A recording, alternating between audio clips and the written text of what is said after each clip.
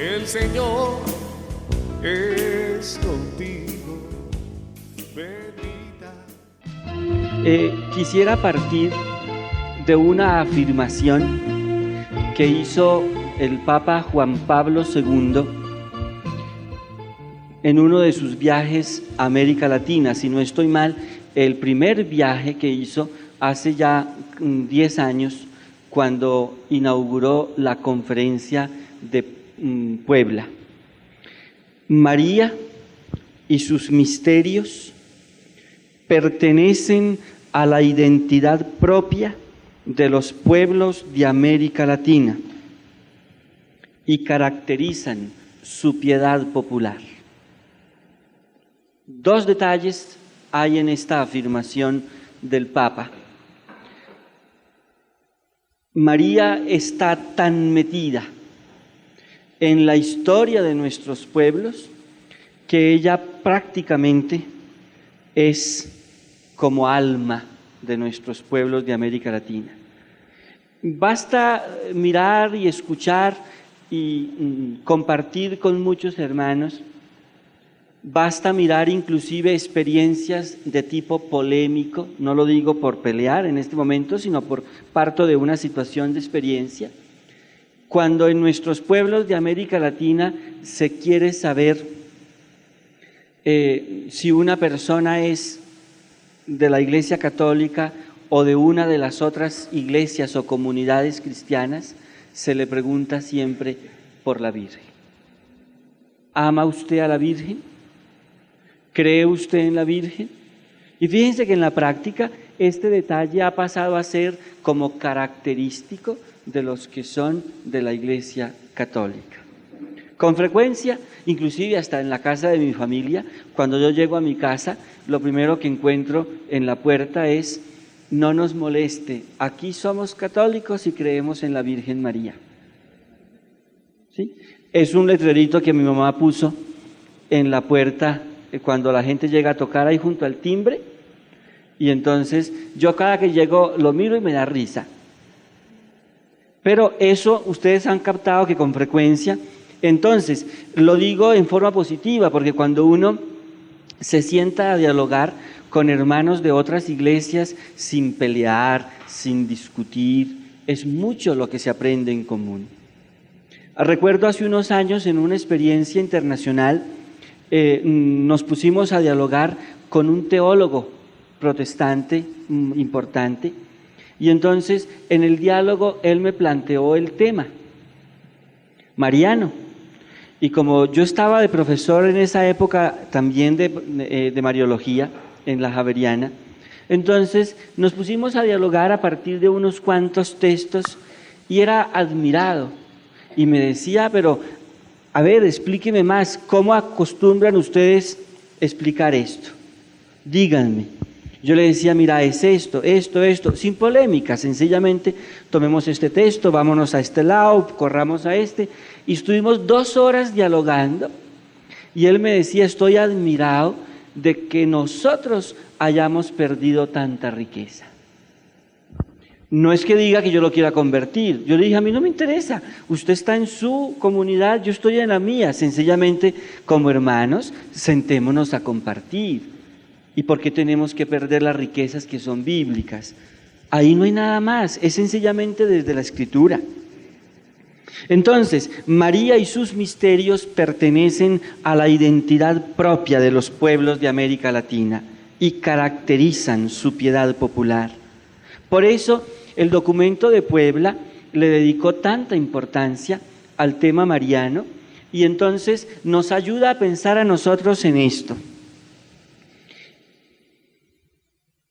En un pueblo como los nuestros, latinoamericano, con una experiencia y con una conciencia tan profundamente mariana, no es lógico que nosotros no le dediquemos un tiempo a estudiar con seriedad la presencia, el papel y la misión de María en la Iglesia y en la historia de salvación.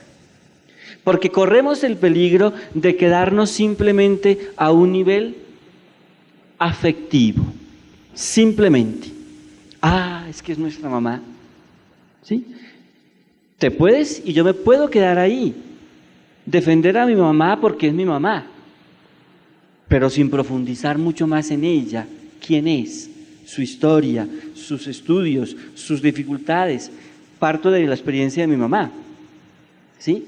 Yo quiero mucho a mi mamá, pero si me contento simplemente con defenderla, ¿sí? ¿Me entienden? Sin ir un poquitico a ver sus características, a qué se deben, su historia misma. Mi mamá hizo primaria, no hizo más. Entonces, ¿voy a negar y voy a decir que es una mujer súper preparada cuando yo sé que es mentira? ¿Sí? Entonces, partamos de ese ejemplo. Y cada uno de nosotros tiene en su casa un álbum de fotografías donde tiene con frecuencia fotos de la mamá. Las tiene desde que estaba pequeñita posiblemente, su primera comunión. En mi casa tenemos la de mi mamá, me acuerdo mucho, hizo su primera comunión con un vestido de marinera. Lo tengo presente en ese momento. Si se casó de 14, ustedes podrán pensar de cuántos hizo la primera comunión. Entonces, tenemos el recuerdo en la casa y nos gusta mucho y nos reímos de ella con frecuencia cuando acudimos a la fotografía. Pero después van apareciendo su matrimonio, tenemos una foto, luego cuando va teniendo los 11 hijos, lentamente, y luego en diferentes circunstancias de su vida. Y entonces nos ponemos a mirar y dice, ay, esa foto no me gusta. Pero a nosotros sí nos gusta, porque la queremos. A nosotros nos llama la atención. Entonces, con este ejemplo de diferentes fotografías de la mamá de uno, creo que ustedes me pueden entender un primer punto que nos servirá de base, y es el siguiente. Cuando pensamos en María, la madre de Jesús, nosotros tenemos que pensar en lo que se llama hoy diferentes formas de enfocar a María. Son, no digo diferentes Marías, por favor, sino diferentes formas, diferentes etapas, ¿sí?, de enfocar la persona y la misión de María. Las voy a colocar más o menos en orden para que nos quede mejor. Partamos de la que llamaríamos María la histórica, la de la historia, María de la historia. Y les explico. María de la historia es la mujer concreta de carne y hueso que nació en una época concreta antes de Cristo, siglo I antes de Cristo, que vivió en Nazaret, que se enamoró de un señor, de un muchacho, ¿sí?, que se llamaba José, hijo de don Jacob.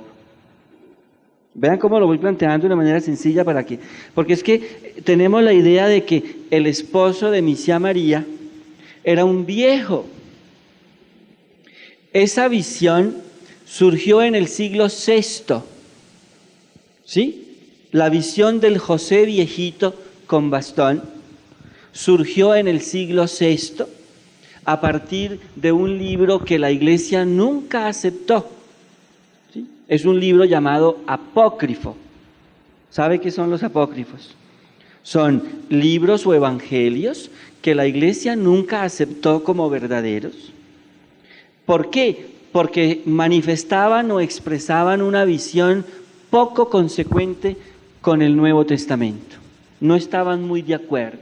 Y entonces la Iglesia nunca los asumió, nunca los aceptó, y en el siglo VI apareció un evangelio apócrifo llamado de Santiago, donde por defender, y vean cómo aparece, apologética, por defender en ese momento ataques de ciertos grupos contra la Virgen, entonces presentó una historieta muy simpática, si ustedes quieren, pero poco real.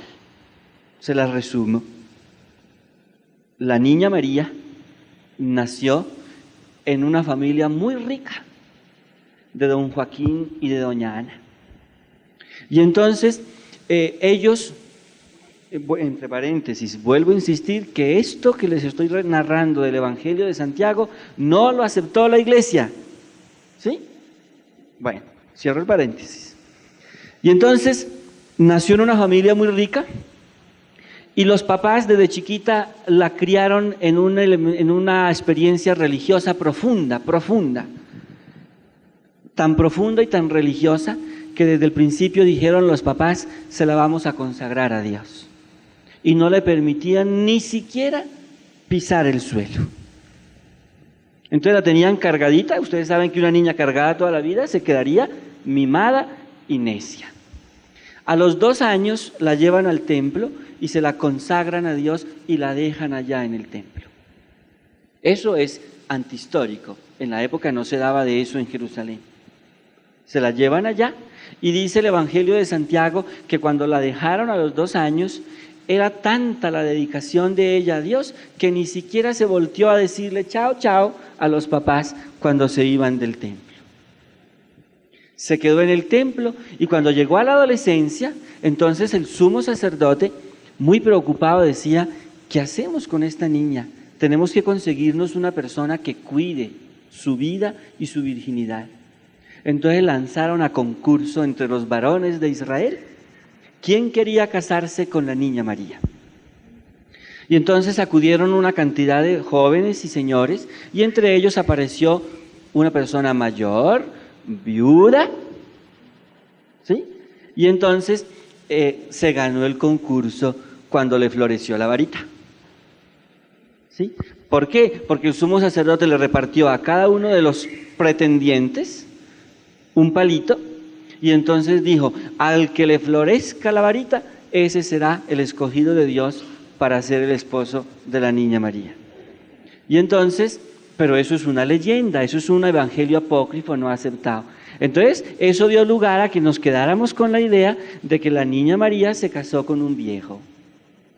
Y no es lo normal.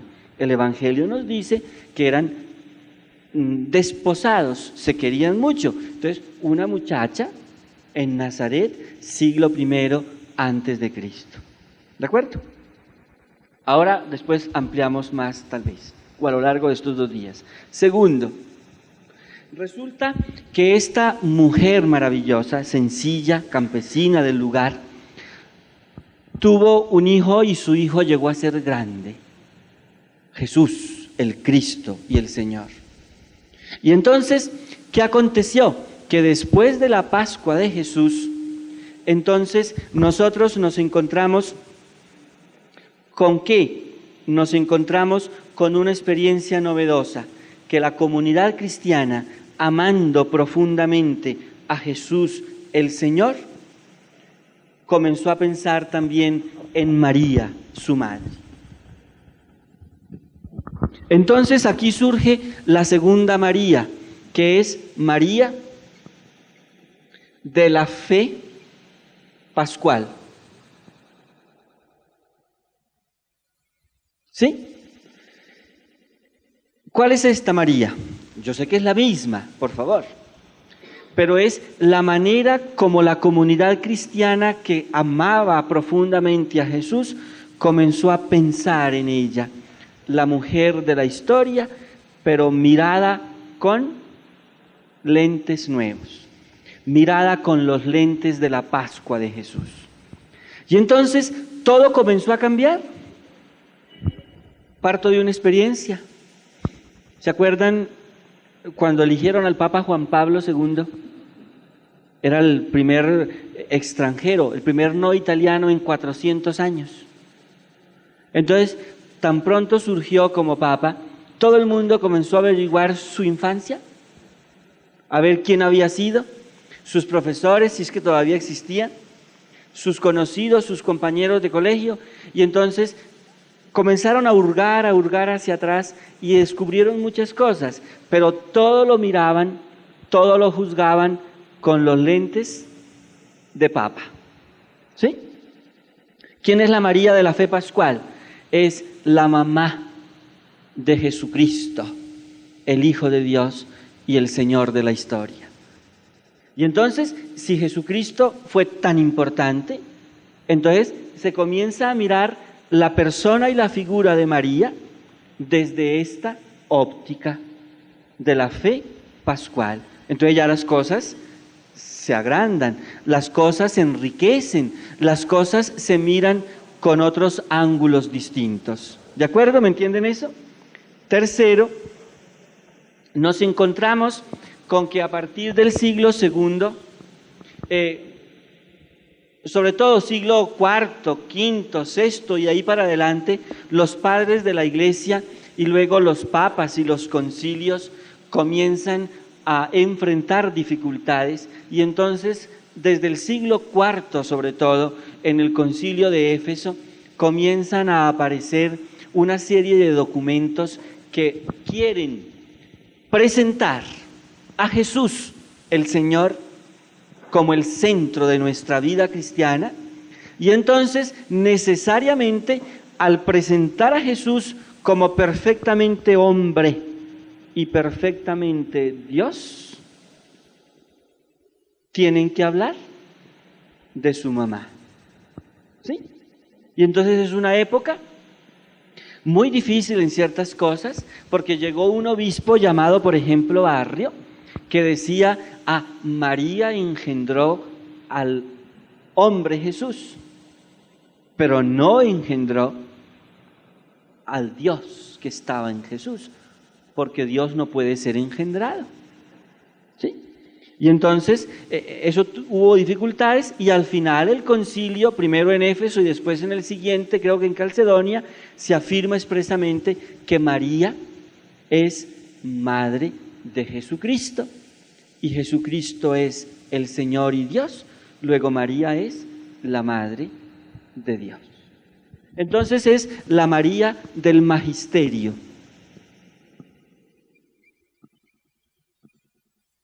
Es la manera como el magisterio de la Iglesia, los santos padres, los obispos, los concilios, han ido presentando a María a lo largo de la historia, sobre todo desde el siglo IV.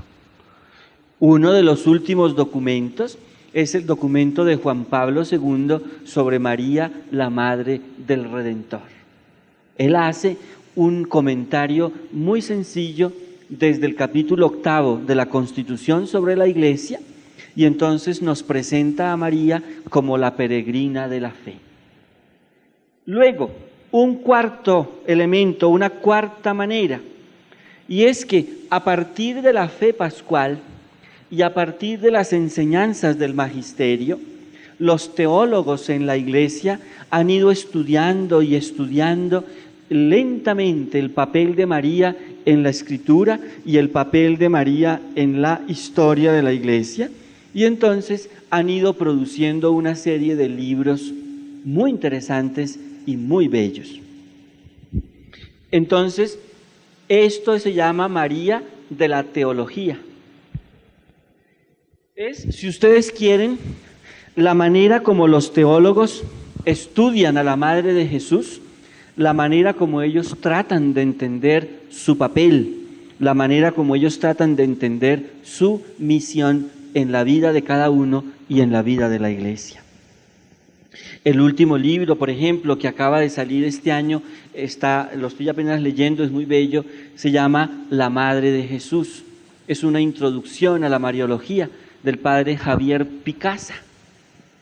No es para todo el mundo, si ustedes quieren, porque es en algunas cosas muy técnico, pero hay libros muy bellos. Hay un librito sencillito, muy bello, serio por otra parte, que es el del padre Carlos Mesters, que se llama La Madre del Señor. Uno se enfrenta con toda clase de libros sobre la Virgen y tiene que aprender a discernir qué clase de libros son, porque no todos son bien teólogos, ¿sí? Serios, profundos. Hay unos muy flojitos que se apoyan más en las leyendas que les comentaba, y que si son leyendas no son de peso, ¿sí? Sino que hay que aprender a buscar libros que sean serios y que nos orienten a vivir intensamente la experiencia mariana nuestra. Y un último elemento es lo que se llama, ese es el más sencillo y el más conocido para nosotros, es María, la de la piedad popular, la que nosotros encontramos a diario en nuestra piedad familiar y sencilla. María de la piedad popular. Es la María a la que recitamos todos los días, o el rosario, o las oraciones. Acuérdense las oraciones que aprendimos desde pequeñitos en la casa. Casi que lo primero que nos enseñaron los papás y los abuelos en la casa fue a rezarle, como decimos nosotros, a la Virgen María. Y les aseguro que si hiciéramos la colecta, ustedes podrían darnos aquí una serie de oraciones sencillas y bonitas que aprendimos desde que estábamos en la casa, ¿sí? Pequeñitos, pequeñitos. Aún antes de la primera comunión, les aseguro. Así como aprendimos, Ángel de mi guarda, mi dulce compañía, no me desampares ni de noche ni de día, les aseguro que aprendimos oraciones sencillitas dedicadas a la Virgen María. Conozco muchos señores, por ejemplo, que aparentemente se presentan serios, ¿sí? Muy puestos en su punto, pero que con frecuencia le dicen a uno: padrecito, yo soy muy católico, y me abren el saco y me muestran en la solapa, me dicen, vea, y entonces tienen su escapulario o tienen una medallita o sacan su billetera y me dicen, vea, todos los días yo me recito esta oración a la Virgen. Y para ellos, muy católico es rezarle a la Virgen todos los días. ¿De acuerdo o no? Por lo que ustedes saben. No lo digo por reírme o por molestar, sino por partir de una experiencia concreta de todos nosotros. ¿Entienden entonces diferentes maneras de enfocar una misma María? ¿Quedará claro eso? No son 5 Marías, es la misma María, la misma señora. Por eso les hablaba del álbum de fotografías, vista desde diferentes ángulos, desde diferentes maneras. Ahora, nosotros ordinariamente nos situamos aquí. María de la piedad popular, la que amamos, a la que queremos mucho, a la que le recitamos todos los días, o el rosario, o el Ave María, o alguna novena, o alguna oración especial que a nosotros nos gusta y que nos ha parecido muy especial. Es María la que tiene diferentes, perdónenme la expresión, pero para que me lo entiendan, la que tiene diferentes vestidos. Entonces a uno le gusta más con este vestido de la Virgen del Carmen, a otro le gusta más con el vestido de María Auxiliadora, a otra persona le gusta más el vestido que tiene de la Virgen de Fátima, a otra le gusta más, sí, vestida con la imagen de María la Inmaculada, por ejemplo, que es muy común, pero es la misma señora en diferentes poses y fotografías, si ustedes quieren, en diferentes advocaciones, pero es la misma. Desde ahí partimos nosotros. A ver, ¿y qué significa la Virgen de Fátima? Que se apareció en Fátima de esa manera. Es decir, fue el vestido que se puso esa vez. Lo mismo la Inmaculada, está también apoyada, por ejemplo, viene desde mucho más atrás, pero en la aparición puede ser de Bernardita Subirú en Lourdes, pero la devoción a la Inmaculada viene desde mucho más atrás. Pero esa vez se apareció así y le dijo: yo soy la Inmaculada Concepción. Es la misma persona que se presenta de diferentes formas, pero se los digo así porque con frecuencia uno escucha que los hermanos se pelean por ver cuál es la más milagrosa, ¿sí? Si la milagrosa o si la del Carmen o si la de Fátima, siendo que es la misma mamá, ¿sí? Es la misma María desde diferentes formas de. Por eso el ejemplo del álbum de fotografía les aseguro que nos ayuda mucho y a clarificar cosas y a no pelear por tonterías a veces con relación a la Virgen.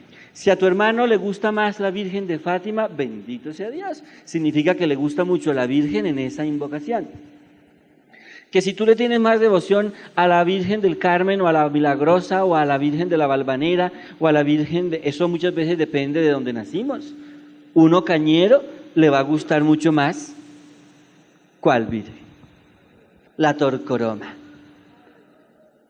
Otro la Chiquinquirá, ¿de acuerdo? Lógico, es que es una sola.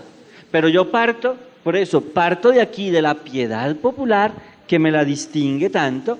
¿Y cuál es mi plan? Es que partiendo de aquí, nosotros hagamos un esfuerzo por irnos un poco más hacia arriba, ¿sí? Para profundizar, para ser más serios en aquello que creemos. ¿Me entienden cuál es el proceso? Vamos a intentar llegar hasta el punto 2. ¿Por qué? Porque el punto 1 es muy difícil, ¿sí? Llegar hasta el punto 1 con claridad es muy difícil. Y les explico con un ejemplo. Si ustedes toman los 4 o 5 periódicos nacionales que narran un hecho, sucedió un solo hecho, pero si ustedes lo miran redactado y anunciado en los 4 o 5 periódicos nacionales, nos los cuentan de diferente manera. Entonces, cuando nosotros llegamos a la Escritura, el Nuevo Testamento, nos encontramos varias visiones. Vamos a intentar ver varias: la de Pablo, la de Marcos, la de Mateo, la de Lucas y la de Juan. 5 visiones sobre una misma persona. Entonces, por eso nos cuesta mucho llegar hasta el punto 1, porque nosotros lo que encontramos es la María de la historia vista desde la fe de la comunidad. Y hay 5 comunidades distintas con 5 experiencias distintas. En esta primera charla lo que yo hago es sencillamente poner como elementos básicos que nos van a servir. Bien, una segunda cosa que nos va a ayudar es esta. La manera como hoy el magisterio y la teología está mirando a María es novedosa. Todo desde el Vaticano II. Y con ejemplos bien concretos ustedes me lo van a entender. Los que son un poquito mayores recuerdan que hace más de 25 años, cuando entrábamos a una iglesia nuestra, con frecuencia nos encontrábamos iglesias llenas de imágenes de la Virgen, colocadas en el altar mayor, que eran esos altares grandes, inmensos, llenos de nichos, ¿sí? Pero había hasta varias imágenes. Y el Cristo se perdía, no lo veía uno mucho. Y entonces, o a veces había altares laterales con imágenes muy bellas, muy antiguas de la Virgen, y entonces puede que nosotros mismos llegábamos a una iglesia, hacíamos el mamarrachito como quien dice que es genuflexión, y entonces así, y corríamos a un altar lateral a pedirle a la Virgen y a prenderle una vela. Y el Santísimo, por ningún lado. ¿Se acuerdan? Los mayores. Al Santísimo, hoy todavía hay muchos hermanos así, pero bueno, pero el Santísimo no. El centro de la vida, que es Jesucristo, poco. Entonces vino el Vaticano II, y el Vaticano II logró una cosa muy interesante, muy bella, muy profunda. En la preparación al concilio, una comisión especial estuvo preparando un documento sobre la Virgen María. Y entonces lo presentó a discusión, y hubo muchos alegatos y muchas discusiones. Pero llegó un momento en que la discusión se centró en esto: el documento sobre la Virgen va a ser un documento aparte,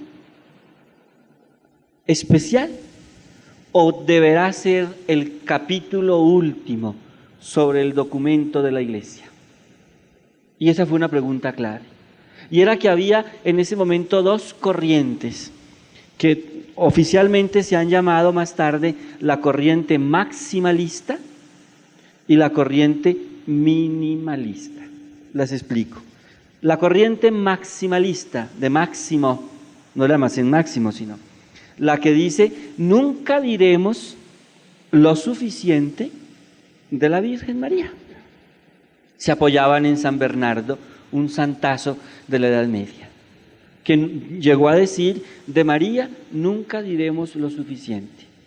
Y si eso es así, mientras más digamos, mejor. Mientras más le digamos cosas bonitas a la mamá, mejor. Pero a veces se cometió el peligro de que se hablaba mucho con el corazón y poco con la cabeza y con la reflexión, con la mente. Y se llegaron a decir cosas que fueron exageradas. Entonces, se la subió y se la puso por allá altísima, inalcanzable. Es la Madre de Dios, pero muy lejos de nosotros, inalcanzable. Entonces, como reacción vino la otra corriente, la corriente minimalista, que quería entonces bajarla, ¿sí? Y ponerla tan a la mano que entonces a la larga se perdió mucha cosa real, teológica, seria, muchos valores de la Virgen. ¿Me captan el proceso? Entonces se necesitaba una síntesis. Y les cuento aquí entre nos que en el concilio, cuando llegó la votación final, a ver si el documento sobre la Virgen era un documento aparte o era un capítulo en la Constitución sobre la Iglesia, por 4 voticos ganaron los que proponían que fuera capítulo 8 de la Constitución sobre la Iglesia. Y 4 votos entre 2.400, 2.600 obispos, ustedes se dan cuenta, eso estaba casi mitad y mitad, pues, porque no había claridad. Eso fue en 1965, si no estoy mal. Pero el Espíritu sabe cómo actúa. Y a partir de ahí, la teología y el magisterio y la piedad popular ganaron montones. ¿Sí? Eso es gracia de Dios. ¿Por qué? Porque con esa votación, ¿qué se logró? Se logró situar a María dentro de la Iglesia. ¿Sí? Y se logró, segundo, que la Iglesia considerara a María como su modelo y como su mejor testimonio. ¿Captan los dos elementos? Es lo que se llama la dimensión eclesiológica de la Mariología y la dimensión mariológica de la eclesiología. Se integraron. Dimensión eclesiológica de la Mariología. ¿Qué significa? Que María es parte de la Iglesia. Es la primera creyente. María es modelo para toda la Iglesia. Pertenece a la Iglesia, no está fuera de la Iglesia. Ella es miembro activo de la Iglesia. Esa es la dimensión eclesiológica, si ustedes quieren, perdón, mariológica de la eclesiología. Pero la dimensión mariológica de la eclesiología es que la Iglesia tiene que verse reflejada en María, y María pasa a ser para todos nosotros modelo y testimonio. ¿Soy claro? Bien, son ganancias de hace 25 años. Y entonces, a partir de ese momento, ustedes entienden por qué vinieron una serie de consecuencias normales. Y es que en una iglesia, en un templo, entonces se pone fundamentalmente una sola imagen de María, las otras se pueden guardar y en las fiestas se van sacando, porque son diferentes, ¿sí?, formas de presentar a la misma persona. Entonces les propongo partir de unos presupuestos sencillos que nos ayuden a entender lo que vamos a trabajar en la Biblia. Voy a ser sencillo y práctico. Y propongo, si quieren, 3 presupuestos, no más.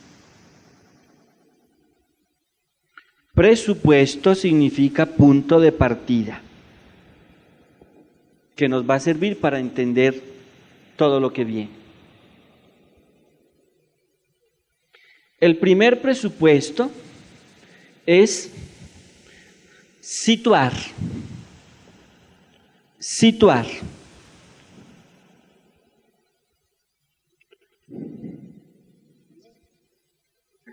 Los textos bíblicos de acuerdo con la época en que fueron escritos. Entonces, voy a poner aquí presupuestos. Primero, situar cada texto en su momento. Situar cada texto en su momento histórico.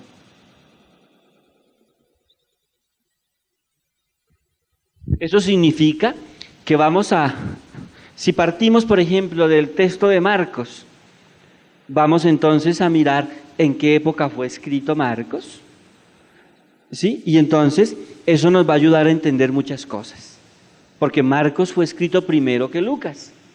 Lucas fue escrito unos 10 o 20 años más tarde, en una comunidad muy distinta.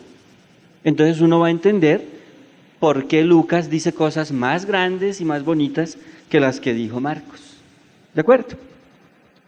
Situar cada texto en su momento histórico, y yo diría, y en su comunidad.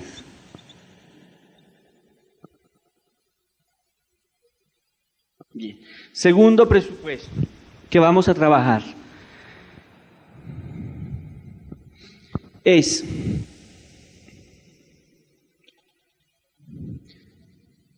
tomar cada texto independientemente y dejar que hable por sí solo. Con un ejemplo me lo entienden. Estamos en un grupito conversando y de pronto le pregunto a la hermana, ¿usted qué piensa de tal cosa? Y comienza el hermano a responder. Y yo digo, no, pues que deje la que le estoy preguntando es a ella. No, sí, padrecito, pero es que tal cosa. Y yo, pero no te lo pregunté a ti, ¿sí? Entonces, si vamos a Marcos, dejemos que Marcos nos diga, ¿sí? Pero no le preguntemos a Lucas. ¿Me entienden con el ejemplo? Si estamos leyendo un trozo de Juan, pues quedémonos con Juan, ¿sí? No tenemos por qué acudir a Mateo o a Lucas o a Pablo, porque cada texto es independiente y cada texto tiene un estilo propio. ¿Con el ejemplo soy claro? Bien. Y a veces hemos cometido errores cuando le hacemos decir a un evangelista cosas que no dice. Voy a ponerles un ejemplo típico. Me voy a San Lucas en el capítulo 2 y me encuentro cuando la viejita Ana, el viejito Simeón, se encontraron con Misia María y con don José y el niño en el templo. Y le dice Simeón a la Virgen, una espada atravesará tu alma, ¿sí? Porque este muchachito ha sido puesto como signo de contradicción. Bien. Y acudan ustedes a los comentarios y todo el mundo le va a decir, Simeón está anunciándole de una vez la cruz. Qué pena me da, pero eso no es así. ¿Por qué? Porque si ustedes van a San Lucas no nos dice que la Virgen estuvo en la cruz. ¿Sí? Entonces, ¿por qué le hacemos decir a Lucas cosas que dijo Juan? ¿Ahora sí? ¿Aterrizan o no? Es que vea, le hemos hecho decir cosas que no dicen. San Lucas es San Lucas. Y San Lucas no nos narra que la Virgen estuvo al pie de la cruz. El único que nos cuenta a María junto a la cruz fue Juan. Entonces, ¿y Juan no conoció a San Lucas? Para acabar de ajustar. Entonces, ¿qué significa? Lo vamos a ver si Dios quiere. En el Evangelio de San Lucas sí dice, yo he venido, lo va a decir más tarde Jesús, yo he venido no a traer la paz, sino la guerra.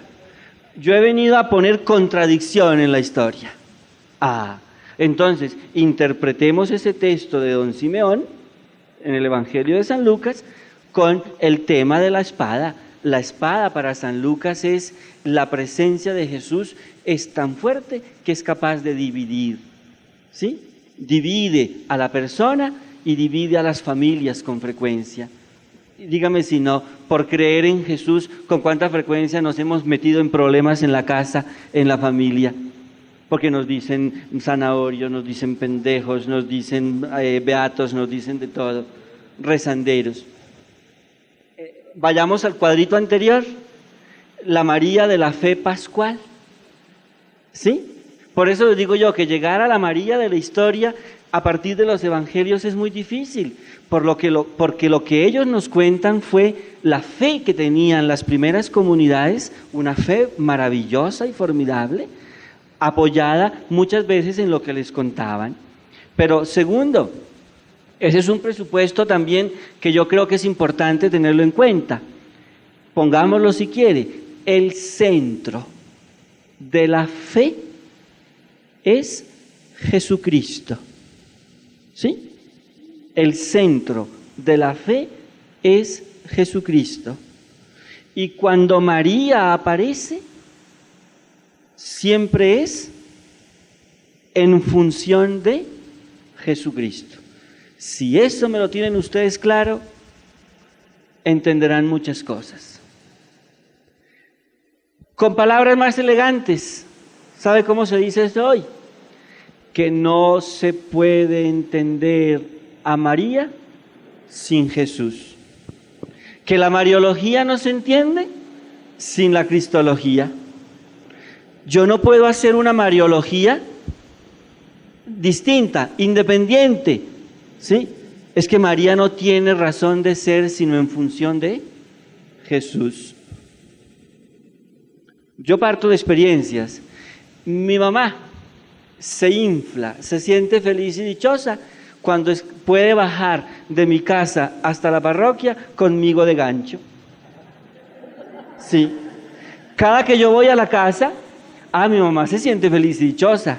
Y entonces, las veces que ella pueda decir que yo tengo un hijo sacerdote, ya no se cambia por nadie. ¿Ven? Entonces, según eso, lo que ella se siente hoy es sencillamente porque a mí me consagraron una vez sacerdote. Y ella lo dice. Pero segundo, cantidad de gente le dice a mi mamá, ay, doña Alicia, qué dicha para usted que tiene un hijo sacerdote. Y apenas se lo dicen, ¿sí? Ella dice, y si yo me siento feliz y dichosa, no me cambio por nadie. Es que lo mismo le pasó a don Jesús. ¿Se acuerdan en el Lucas capítulo 11, cuando en medio de una predicación, ¿sí?, una mujer del pueblo le dijo, dichosos el vientre que te engendró y los pechos que mamaste? En el fondo, dichosa tu mamá que tiene un hijo como tú. Eso es exactamente lo mismo que vivimos nosotros a diario. La mamá y el papá, cuando asiste al grado de su hijo, ¿cómo se siente? No caben, ¿sí? Y se ponen ese día bien elegantes y se taconean lo más de bueno, y los papás ni se diga. Y entonces luego le hacen una comidita especial y los dos están al lado del muchacho, ¿sí? Se hacen fotografiar con el muchacho que tiene su cartón así y el papá y la mamá al lado. Esa es la primera fotografía que se hacen tomar siempre, después la novia o el novio. Pero los papás de primero, ¿sí o no? Bueno, entonces el centro de la fe es Jesús, y cuando María aparece, pues sencillamente es porque en función de Jesús. Entonces agreguémosle un cuarto presupuesto, que es muy sencillo. Con el ejemplo que les propuse de los periódicos narrando una misma noticia, ustedes me lo pueden entender. Es necesario aceptar en el Nuevo Testamento un pluralismo teológico, pero eso sabe a feo, se los voy a dar en palabras sencillitas. Es necesario aceptar en el Nuevo Testamento que cada autor tiene su propia experiencia de fe. Y entonces, cuando yo voy al Nuevo Testamento, tengo que fijarme a quién estoy leyendo. Marcos es muy distinto a Pablo. Juan, muy distinto a Lucas y a Mateo. Entonces, yo tengo que partir del autor, tengo que intentar conocer cuál es su estilo, cuál es su experiencia de fe, que es muy distinta. Lucas le escribe a una comunidad griega convertida al Evangelio. Él, aunque no sea griego, aunque dicen que sí es griego, nació en Antioquía posiblemente. Entonces, Lucas piensa como un griego y le escribe a una comunidad griega. Mateo, en cambio, es judío y le escribe a una comunidad judía. Tiene una experiencia distinta. El cuarto evangelio, Juan, también va por otro lado. Entonces, es bueno partir de cada experiencia de fe. Y por eso la riqueza de estas charlitas que vamos a tratar a partir de ahora va por este lado. Yo tengo que, vuelvo al segundo, tengo que tomar cada texto independientemente y no hacerle decir a uno lo que dice el otro. Y entonces, ¿sabe cuál es el problema que hemos tenido a veces?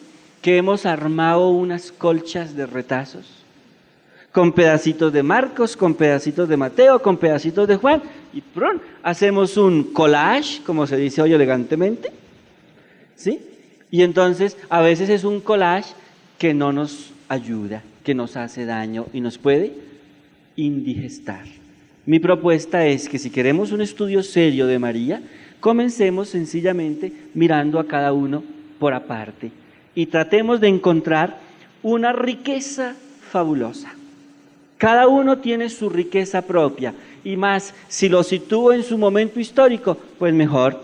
Entonces, concluyo la primera charla haciendo la cuestión histórica, en qué momento surgió cada uno para que entendamos. Vamos a partir primero de Pablo, de una manera muy sencillita porque es poquito lo que él dice, pero para ver si habla o no habla Pablo de María. Pablo escribió la carta a los Gálatas, que es el único lugar más o menos donde nosotros podemos encontrar el asunto. Entonces, sitúenla por ahí más o menos en el año 59, 61 después de Cristo. Creo que es más fácil. Entre el 56, póngale entre el 56 y el 62. Entonces, entre el 56 y el 61, más o menos, después de Cristo. Luego vamos a mirar a Marcos. Marcos propone su evangelio más o menos entre el 60 y 65, como hoy se acepta, después de Cristo. Lucas y Mateo, pongámoslos juntos, entre el 70 y el 80. Y por último, Juan, entre el 90 y el 95. Es más o menos el proceso de escritura de los diferentes textos. Para entender esto, pongámoslo central primero. Jesús murió más o menos en el 30. Más o menos en el 30. Entonces, pongamos arriba la Pascua como acontecimiento central, la muerte de Jesús y su resurrección, más o menos en el año 30. Entonces vean, cuando Pablo comienza a escribir, han pasado 25, 30 años. Marcos, 30, 35 años. Después, Lucas y Mateo, 40 o 50. Y Juan, mucho más, 60, 65. ¿Cómo mira uno las cosas 20 años después? Partan de su propia experiencia. ¿Sí? Las personas que llevan más o menos una época fuerte de matrimonio, 15 a 20 años, ¿cómo miran ustedes hoy la experiencia? Los papás y las mamás que tienen hijos ya más o menos crecidos, adolescentes o aún universitarios, ¿cómo miran lo que pasó antes? O cualquiera de nosotros, ¿cómo recuerda elementos de su infancia? Con el ejemplo les puede ayudar. Entiende mejor con su pregunta. Vean cómo es de difícil llegar hasta la María de la historia, con plena claridad. Máxime que en aquella época no había ni grabadoras, ni periódicos, ni videos de ninguna clase. Entonces, todo en función de tradiciones fundamentalmente orales. Cuando ustedes dicen, yo me acuerdo que mi abuelito me decía tal cosa, pregunto, ¿esas palabras son textualmente dichas por el abuelito o es la idea que te quedó? ¿Ahora sí? Bien, entonces, van a entender por qué Pablo casi ni habla de la Virgen. Marcos, de pasito. Y a veces por no entenderlo decimos viejo grosero. ¿Cómo se le ocurre decir eso de la Virgen? No. A los 25 años, su comunidad apenas estaba comenzando a interesarse por María y su papel junto a Jesús. Lucas y Mateo, ya 50 años después, ya hablaban mucho más, ya como que empezaban a entender mucho mejor el papel de María, por aquello de que nadie sabe lo que tiene hasta que no lo pierde. ¿Sí? Cuando se mueren nuestros papás o nuestros abuelos es cuando comenzamos nosotros a decir lástima. Entonces comenzamos a reflexionar. ¿Sí? ¿Qué es en castellano reflexionar? Es una palabra que viene del latín, reflectere, que es volver a mirar. Ahora sí entiendo. Entonces, lo que nosotros tenemos es experiencias bellísimas que vamos a trabajar.